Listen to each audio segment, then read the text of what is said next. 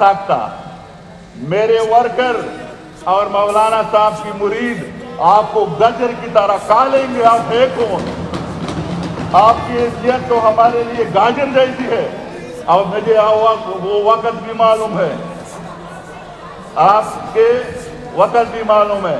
तो स्पीकर साहब, अब तो रुआदारी के लोग हैं। पहली बार मैं देख रहा हूं कि हुकूमत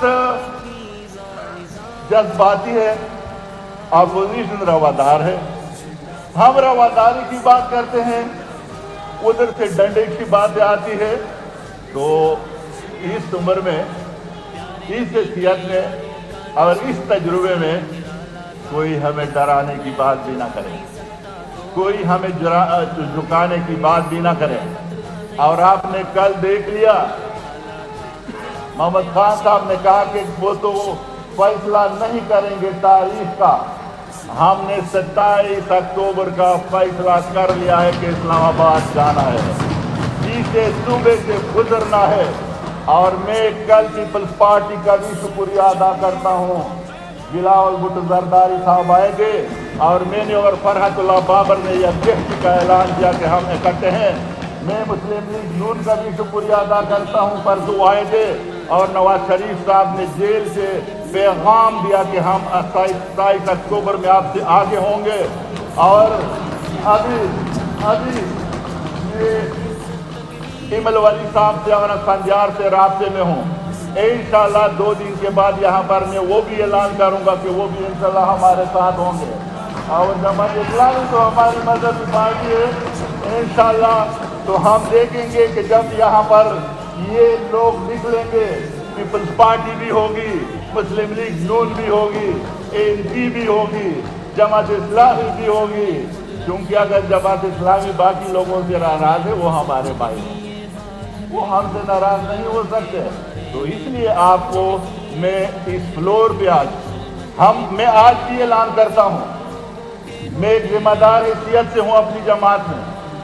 और सबसे ज्यादा जिम्मेदारियां मुझे दी गई अपोजिशन से राब्ते की भी, कि हम पुरअमन निकलेंगे, हम एक शीशा भी नहीं तोड़ेंगे, हमारा एहतजाज पुरअमन होगा।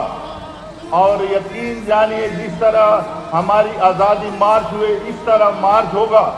और 27 अक्टूबर को हमने क्यों चुना?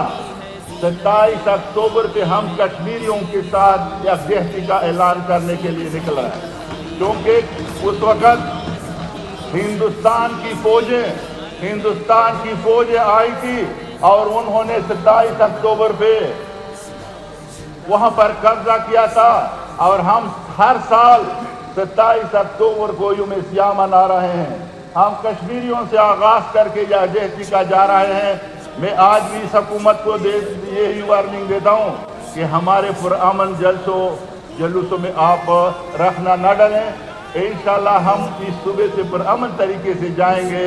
इस सूबे में इसकी ऑफिस हमारी है, इसकी सड़कें हमारी है, इसकी आबादी हमारी है। हमारा वर्कर अपने आबादी को नुकसान नहीं देगा। लेकिन इसके बावजूद भी अगर कोई इस तरह बात पे, जिस तरह वज़ीर आला ने की है, लड़ने पे आता है, तो फिर हम तो आदी हैं कि सीने पे गोली खाएं। पीछे से पख्तूनों की कमर पे जब गोली लगती है तो उसकी माँ भी उसको माफ नहीं करती है। पख्तूनों की रिवायात है कि जो आदमी सीने पे गोली करता है, उसकी माँ जो है उसको चूमती है। और बाद में जब उसको पीठ पे गोली होती है तो वो माँ जो है अपने बेटे से मुंह मोड़ लेती है। हमें इम्तिहान में न डले और अपने आप को इम्तिहान में न डले। और आपका भी मैं शुक्रिया भी अदा करता हूँ। और आप जो है ना, मैं एक बार फिर आपके एक दोस्त बड़े की हैसियत से, कि आपने बड़े यहाँ पर उम्र है आपकी और तहम्मुल के साथ आपने वक्त गुजारा है। जनाब आतिफ खान साहब, सीनियर मिनिस्टर जनाब आतिफ खान साहब।